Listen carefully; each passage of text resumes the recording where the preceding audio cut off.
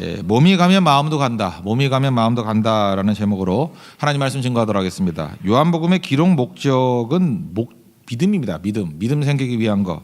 요한복음 20장 30절과 31절 보니까 예수께서 제자들 앞에서 이 책에 기록되지 아니한 다른 많은 표적들도 행하셨다고 얘기를 합니다. 근데 31절 보니까 오직 이것만 기록한 이유가 있다라는 거예요. 너희로 예수께서 하나님의 아들 그리스도이심을 믿게 하는 것. 그리고 너희로 믿고 그 이름을 힘입어 생명을 얻게 하는 것. 그러니까 믿게 하는 것. 그리고 그 이름을 힘입어서 생명을 얻게 하는 것. 뭐 같은 얘기죠. 믿고 생명 얻게. 그러니까 오늘도 어떤 문물을 보든지 간에 목적대로 본다 그러면 믿음 생기면 돼요. 그래서 우리에게 생명이 생기면은 그것이 성경을 제대로 보고 또 듣는 방식이라는 것입니다. 오늘도 이 내용을 통해서 그런 관점에서 이렇게 통독용으로 한번 살피자고요. 우리 첫 번째, 믿음이 어떻게 생기느냐? 예수님과 함께 있으면 믿음이 생깁니다. 그러니까 함께 있으면, 그러니까 몸이 가면 마음도 간다 그러죠. 그러니까 몸이 가는 게 믿음이라는 거예요. 우리 잠깐 이렇게 생각이라고 생각하는데 그게 아니고 몸이 가는 겁니다. 그 예수님이 그 세상죄를 지고 가는 하나님의 어린 양이다 그랬더니 요한의 제자였대요. 근데 두 사람이 따랐다 그러죠. 그래서 무엇을 구하느냐 그랬더니 어디 계십니까? 그 39절에 보니까 와서 보라 그랬더니 결과적으로 어떤 일이 벌어져요? 가서 계신 데를 보고 그날 함께 거하니, 이게 핵심이에요. 예수님과 함께 거했더니 믿음 생기더라는 거예요. 함께 거하니. 여러분, 복된 사람의 특징이 있습니다. 그 말로는 뭐 오니 안 오니 그러는데 꼭 보면 예배 자리에 가면 그 사람이 있어요. 그러니까 복 받죠. 뭐 가니 안 가니 그러다가도 선지형 현장에 가면은 막차라도 타고 거기 가 있어요. 근데 꼭 복도 지지도 없는 사람들 보면 다 등록해놓고 가보면 없어. 뭐 때문에 못 왔대. 하여튼 뭐. 근데 못 오는 것도 왜 이렇게 확률적으로 이렇게 많죠? 그러니까 복도 없는 인생이에요. 그러니까 믿음이 안 자라죠. 그러니까 같이 있어야 돼. 몸이 있어야 돼요. 그러니까 기도의 자리도 마찬가지죠. 그 어떤 분은 그러더라고요. 기도회를 빠질 수 없는 이유가 그게 뇌리에 박힌대요. 내가 없을 때 부흥이 일어날까 봐. 그죠? 내가 없을 때 부흥이 일어나고. 여러분들 통탄을 해야 돼요. 뭐 이렇게 좋은 일이 있었다 근데 내가 없었어. 그러면 그 굉장히 나쁜 징조거든요. 왜 좋은 일이 있을 때 내가 없지? 그거 한두 번씩 버림받기 시작하면 나중에는 그 쓰레기 돼요. 그러니까 반대로 생각해야죠. 별로 안 좋았었는데 내가 갈 때마다 좋은 게 있다 그러면 하나님 나를 불쌍히 여겨 주신 거죠. 그게 얼마나 중요한 건데. 도마가 뭐 성질이 안 좋아가지고 의심했다. 뭐 그런 것도 있을 수 있지만 가장 중요한 것은 몸이 없었어요. 그 부활의 현장에, 예수님 만난 현장에 몸이 없으니까 의심이 오는 거죠. 그러면 의심 없애야지 하고 결심하는 것보다 더 중요한 건 뭐죠? 항상 몸이 거기 가 있는 거예요. 뭐 성경가 뭔지 뭐 이렇게 맨날 설명 들으려고 그러는데 그 뭐하러 설명을 들어? 가보면 하는 거지. 그렇잖아요. 뭐 간증 듣고 설명 들어서 알아야 얼마나 알겠어요. 그냥 몸이 가는 거죠. 그러니까 그 싹수가 노란 거라고요. 그 왜냐하면 무엇이 복인지 방식을 모르는 거예요. 믿음이 어떻게 생기는지 방식을 모르는 거라고. 그러니까 제자들의 특징이 무엇입니까? 예수님과 같이 지낸 사람들 그렇게 나오잖아요. 사도를 새로 뽑자 그럴 때 사도행전 1장을 보세요. 예수님과 함께 있었던 사람 중에서 그러잖아요. 그러니까 최고의 자격이 뭐예요? 현장에 있었던 사람이에요. 현장. 예수님과 함께 있었던 사람이 새로 뽑히는 사도의 자격이라고요. 그 우리도 죽어라 믿음 생기기 위해서는 현장에 있어야 되는 거 아니겠습니까?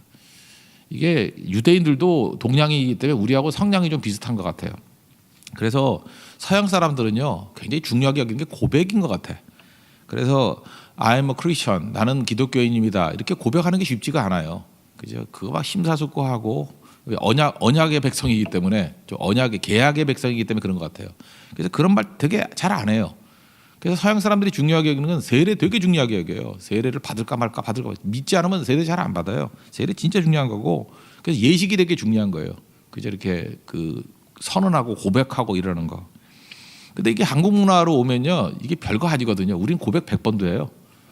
그죠? 그 군대 가면요 초코파이 하나에 세례 한 번씩 받아요. 그래서 이해를 못하지. 서양 관념에서 이해를 못하는 거예요. 이게 고백이 왜 이러냐? 그러니까 우리는 그렇게 말에 그렇게 큰 무게가 있는 것 같지 않아요. 이게 문화거든요. 저는 이것도 뭐 그렇게 나쁘다고 생각하지 않아요. 우리 민족성이 그런 걸 어떻게 할 거예요. 그래서 우리는 말을 별로 믿지 않아요. 말을. 여러분 재미있는 표현이 있지 않습니까? 내가 그리스도인이 되었다 이렇게 표현 안 해요. 내가 예수 믿는다 이렇게 표현 잘 안 하고 그 교회 다닌다 이런 표현만 있어요. 그죠? 교회 다닌다 이거 막 시비 거는 목사님들 있죠. 교회 다니는 게 아니라 예수를 믿는 거다 그런데 그게 마음이 편하지가 않아. 그냥 교회 다닌다 그러면 예수 믿는 거예요. 석가모니를 믿는다 이렇게 말하는 거 제가 걸고 봐서 절에 다닌다. 우린 다 교회 다닌다, 절에 다닌다예요. 그죠? 이게 몸이 가 있는 게 뭐 말할 필요가 뭐 있냐는 거예요. 내 몸이 교회에 있는데 믿으니까 여기 있지, 내가 안 믿는 여기 있냐 이런 거죠. 절에 다닌다 그러면 말할 것도 없죠. 믿으니까 절에 가는 거지, 안 믿는데 절에 가겠냐 뭐 이런 거죠. 몸이죠, 몸. 그 시편 1편에도 보면 시냇가에 심은 나무 그러지 않습니까? 1편 3절에 보니까 시냇가에 심은 나무가 철을 따라 열매를 맺으며 잎사귀가 마르지 아니함 같이. 그게 뭐예요? 위치가 중요하다는 거죠. 그러니까 내가 시냇가에 심은 나무 같은 위치에 있으면 항상 열매 거두고 잎사귀가 마르지 않는 인생이 된다는 것입니다. 믿음은 뭐예요? 시냇가에 심은 나무 되는 거예요. 말씀 옆에 있는 거예요. 그러니까 믿음이 뭐예요? 어떻게 하면 예배 드릴 수 있는 위치에 내가 이사를 가느냐 뭐 이런 거죠. 말씀이 옆에 있느냐 없느냐 그거 계산에 집어넣고, 학교를 고를 때에도 이 학교에서 말씀을 가까이 할 수 있느냐 없느냐 이거 굉장히 중요한 계산에 들어가야 되는 거거든요. 그러니까 사막 같은 데 가가지고 혼자 버티겠다고 하는 것 그거는 믿음이 없는 거겠죠. 여기서도 보면은 뭐 전도라는 개념으로도 많이 얘기하지만 안드레가 그 시몬 데리고 오잖아요.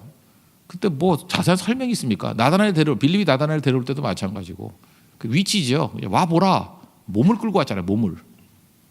그래 믿음이 생기는 거죠. 그러니까 우리는 생각과 논리, 설명 이런 걸로 되는 게 절대로 아니라는 것입니다. 그러므로 하나님 앞에서 우리가 가져야 될 것들은 뭐냐?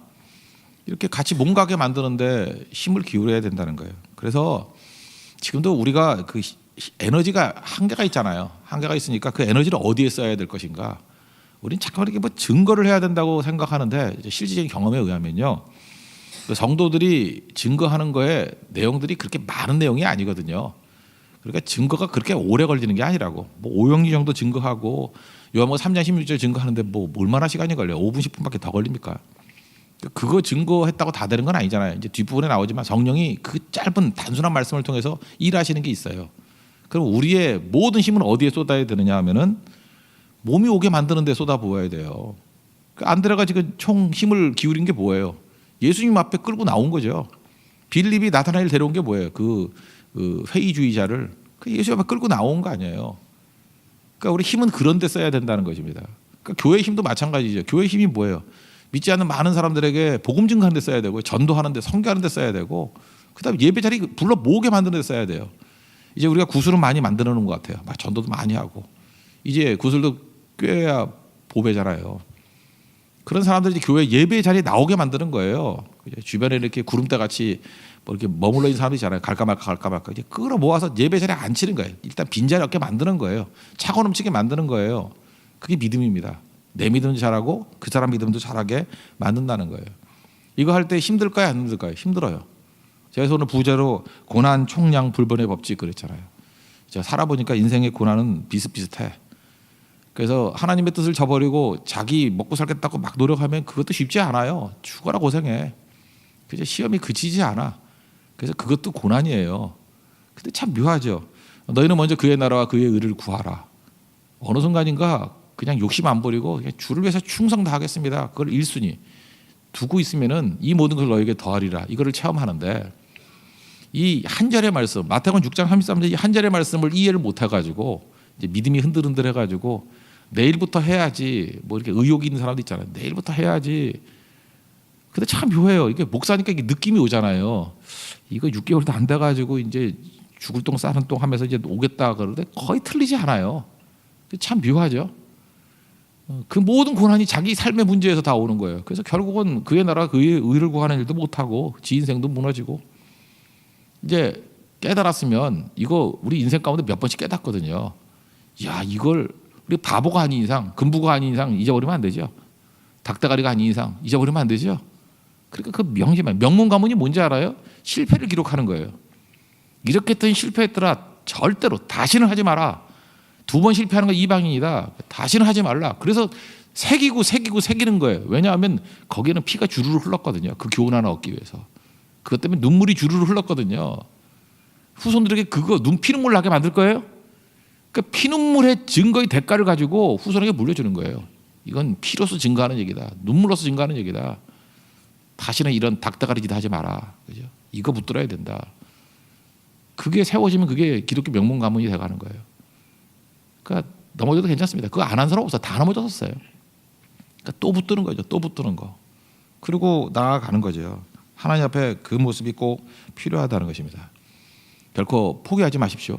이 일에 포기하지 말고 우리 모든 힘을 여기다 쏟아 부으면 하나님께서 그저 믿음 가운데 우리를 이끌어 가시는 굳건한 믿음으로 사는 일들이 벌어지게 된다는 것입니다. 어제도 말씀 나왔지만 포기하면 편해지는 게 아니에요. 포기하면은 다운그레이드 돼버려요. 교회도 바닥으로 떨어지고요. 이상하게 그 혹대 놓으면 평안할 것 같지만 그 다음에 내부 문제가 막 생겨요. 막 지들끼리 싸우고 상처 있고. 고난 총량의 법칙 똑같아요. 고난 총량의 불변의 법칙이에요. 이거는 똑같아요. 근데 고난이 비슷하면은 이제 포기하지 않고 버티면은 힘들 것 같죠. 하나님께서 막 도와주시고요. 피할 길 주시고 성령으로 기름 부어 주시고 그러니까 타오르게 하소서. 그죠? 주 영광 위해서 타오르는 인생이 된다. 타오르는 교회, 불타오르는 교회가 된다는 것입니다. 믿음은 여기서 나오는 거예요. 그러면 우리의 내 몸이 항상 하나님의 일을 하는 데 있고 또 우리 건재들 많은 사람들을 그 자리에 동참시킬 수 있는 우리 하나님의 거룩한 백성 되기를 바랍니다.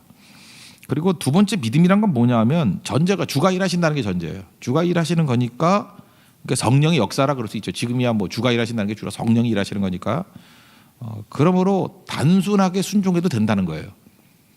그러니까 주가 일하는 거를 빼버리니까 내가 일하는 거에 우리 익숙해져 있잖아요. 내가 해야 되니까 단순해서 될까 이런 생각이 들어요. 좀 세련돼야 되고 복잡해야 되고 멋있어야 되고 그래야 사람들이 모이니까. 왜? 우리는 그 루저를 구원하는 거에 익숙하지가 않아요. 이제 위너를 구원하는 거에 익숙해 있으니까. 우리는 위너들 다 고르잖아요. 하다못해 그렇잖아요. 옷도 좋은 거 사잖아요. 물건도 좋은 거 사잖아요. 서비스도 좋은 거 하잖아요. 호텔도 좋은 데 가려고 그러잖아요. 이게 루저예요? 위너들의 길들이지. 결혼할 때도 작은 것보다 큰 걸 좋고 뚱뚱한 것보다 날씬한 거 좋고 머리 나쁜 것보다 머리 좋은 게 좋고 돈 없는 것보다 돈 많은 게 좋고 못생긴 것보다 잘생긴 게 좋고 눈 작은 것보다 큰 게 좋고 기분 나쁘다. 더 그만할래. 뭐 그런 거 아니에요. 전부 다. 우리 다 그러잖아요. 뭐 말은 안 하지만 그러니까 교양이 있으니까 말은 안 할 뿐이에요. 근데 선택할 때 보면 다 그렇게 선택하잖아요. 그게 우리 몸에 익숙해져 있다고. 그러니까 뭘 하려고 그러면은 단순해서는 안 된다는 생각을 하는 거예요. 이게 단순해서는 안 되는, 단순한 거 하면 미련하다 그래. 그럼 미련한 짓을 왜 하느냐고. 그런데 복음 자체가 단순하잖아요. 얼마나 단순해. 와보라밖에 더 있어요. 와보라. 몸 끌고 나오는 거. 단순한 복음 증거예요. 굉장히 짧은 증거. 그래서 우리는 꾸밀라 그래요. 자꾸만. 꾸밀라 그러는 이유가 뭐냐 하면은 전제가 이거예요. 이런 말 해가지고 설득력이 있네. 우리 설득력에 대해서 너무 많이 얘기를 하는. 최고의 설득력은 성령입니다. 성령이 도와주시면 설득력이 있는 거예요. 성령은 매력이거든요. 우리 마음을 변화시키는 힘이 있다고. 최고의 설득력은 성령이라니까요. 성령 의지하고 나가는 게 최고의 설득력이라고요. 그래서 여기 보니까 단순하고 정직할 수 있어요. 여기 빌립이 보니까요. 특별히 그 45절 보니까 빌립이 나다나엘을 찾아 이르되 있는 그대로 얘기하는 거예요. 모세가 율법에 기록하였고 여러 선지자가 기록한 그 일을 우리가 만났으니 여기까지만 얘기하면 좋겠는데 이걸 또 얘기해요. 요셉의 아들 나사렛 예수니라. 우리는 별 느낌이 없지만 그래도 하도 읽어서 알죠. 이 나사렛이라는 말이 좋은 말이 아니라는 거예요. 나사렛이란 말이 사랑받을 말이 아니라는 거예요. 우리 뭐 동네로 치면 너 어디 사니? 그러면 청담동 살아, 뭐 압구정동 살아. 그러면 잘 사는 동네니까 말하죠. 내가 어디라고 얘기는 안 할게요. 하여튼 얘기하면 그 동네 별로 안 좋은 동네였다는 이미지. 그래서 이름도 바꿔버려서 그 동네 이름을. 그죠? 옛날 같으면 난곡 이런데. 이름 바꿨잖아요 지금. 그 이름만 듣는 순간에 철거민들 가는데 뭐 이런 게 있었거든요. 이미지가. 나사렛이 그런 거예요. 그러니까 나사렛이라는 이름을 말하지 않아도 되거든요. 그냥 여기까지 얘기하면 되잖아요. 그 율법에 기록되었고 여러 선지자가 기록한 그 일을 만났다. 그래도 되는데 그냥 소박하게 다 얘기해요. 나사렛 예수니라. 이 나사렛이라는 땅이 얼마나 소외된 땅이냐면요. 그 헤롯 대왕, 예수님 그 2살 이하 다 죽이려 했던 헤롯의 아들 중에 아켈라오라고 있었어요. 아켈라오가 학정을 했습니다. 그래서 로마 황제가 이렇게 임명하는 왕이니까 너 임마 정치를 그따위로 하면 되냐? 그래서 쫓아내 버렸어요. 그래서 귀양을 보냈습니다. 귀양 보낸 데가 어디냐? 갈릴리예요. 그러니까 갈릴리의 이 나사렛 이 동네의 특징은 귀양지예요. 귀양 보내는데. 그리고 헤롯 안디바라 그러죠. 안티파스, 헤롯 안티파스. 얘도 또 문제가 있었어요. 그래서 귀양 보냈는데 어디를 보낸지 알아요? 갈릴리예요. 이게 기록에 계속 반복이 된다고. 그래서 갈릴리는 귀양지예요. 그냥 귀양 보낼 때 보내는 거예요. 그래서 같은 요한복음입니다. 요한복음 7장 52절을 보면요. 그들이 대답하여 이르되 너도 갈릴리에서 왔느냐. 이거 굉장히 비하하는 얘기거든요. 너도 갈릴리에서 왔느냐. 찾아보라. 갈릴리에서는 선지자가 나지 못하느니라. 이거 어딜 찾아봐. 이런 거 없어요. 근데 찾아보라. 그러니까 이 찾아보라는 게 뭐냐. 문설 찾아보라는 게 아니라 주변에 한번 인물들을 봐오라는 거예요. 갈릴리에서 무슨 선지자가 나오냐. 거기는 인물 나오는 데 아니야. 그러니까 이게 굉장히 비하다는 얘기거든요. 이거 빌립이 몰랐겠어요? 그런데도 불구하고 소박하게 증거할 수 있는 이유가 무엇입니까? 하나님이 일하시기 때문에, 주가 일하시기 때문에. 그래서 있는 모습 그대로. 우리가 예수님 앞에 이렇게 있는 모습 그대로 나온다는 건 믿음이거든요. 소박한 얘기, 정직한 얘기, 부족한 모습. 그렇지만 그 위에 성령께서 일하시고 주가 일하시면 능히 능력 가운데 설 수 있다라는 것. 그래서 그걸 깨닫게 된다라는 것입니다. 그러므로 우리가 하나님이 일하신다는 거 이거 꼭 믿고 나가는 거예요. 그래서 이런 거예요. 이게 뭐 선교 같은 거 할 때 이게 좀 사람들이 좀 부족한 사람들이 많이 모여 있어. 그때 하나님께서 원하시는 게 뭘까요? 이렇게 약하고 지혜 없는 사람을 통해서 내가 일하면 된다라는 걸 보여주는 거예요. 분명히 그런 일이 벌어지죠. 그럼 빨리 기록을 해놓으라고요. 그렇지. 약한 사람을 통해서 하나님이 일하시는구나. 또 내가 병들고 약하고 부족할 때가 있어요. 컨디션도 안 좋고 내 상태가 너무너무 안 좋은데 그때 하나님께서 원하시는 게 뭐겠어요? 너 약해도 내가 함께하면 강함 될 수 있어. 그건 벌써 이제 믿음이 생기죠. 그리고 결과를 반드시 기록해야 돼요. 이렇게 내 인생에서 가장 약할 때 내게 승리를 주시는구나. 그러므로 다시는 내 약함 때문에 절망 안 하고 문제는 God works. 하나님이 일하시는지 안 하시는지. 그죠? 날이 저물어 갈 때, 빈들에서 걸을 때, 그때가 하나님의 때라고. 그죠? 하나님이 도우실 때라고요. 하나님이 일하실 때라고. 그거를 기록하고 또 붙들 줄 알아야 된다는 것입니다. 그래서 오늘의 말씀은 이거예요. 우리는 마음껏 단순할 수 있습니다. 마음껏 정직할 수 있습니다. 꾸밀 필요 없습니다. 그래서 전도의 고린도전서 1장 21절에서는 전도의 미련한 것이라고 그러잖아요. 뭐 이 정도 내용 가지고 믿을까? 예, 이 정도 내용 갖고 믿을 사람은 없어요. 근데 성령이 일하시니까 믿는 거예요. 말씀 증거를 설교할 때도 마찬가지예요. 이 정도로 사람들이 변화가 될까? 성령이 도와주시니까 일하는 거예요. 그래서 기도의 영을 구하잖아요. 기도의 영이 부어지면요. 1시간이고 2시간이고 3시간이고 계속 기도할 수 있어요. 4시간이고 할 수 있다고요. 그때 느끼는 게 뭐죠? 이거 분명히 우리 힘으로 한 거 아니다. 성령께서 도와주시면 된다. 그게 믿음이에요. 그래서 우리 삶의 영역 가운데 항상 하나님이 도와주셔서 일하는 부분들을 누리고 또 확신하는 하나님의 거룩한 백성 되기를 축원합니다. 믿음의 사람 되십시오. 예. 자리에서 일어나겠습니다. 찬송하겠습니다. 528장. 그래서 오늘도 이 본문에서 나오는 믿음 위에서 기도하는 시간 갖도록 하겠습니다. 528장.